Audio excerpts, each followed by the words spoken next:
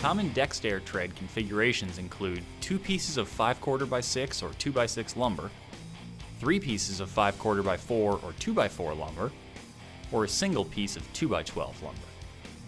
For 5/4 treads, stringers are spaced no more than 12 inches apart. For 2 by treads, stringers are spaced no more than 16 inches apart. To minimize cracking at the ends, treads should overhang the stringers by at least 1 inch. Before installing treads, apply copper naphthenate to the exposed cuts on the stringers to avoid rot. For fastening, use corrosion-resistant screws long enough to penetrate the stringer by at least 1.5 inches. For accuracy, use a square to align screws. 4 and 6 inch wide treads get 2 screws into each stringer, and 12 inch wide treads get 3.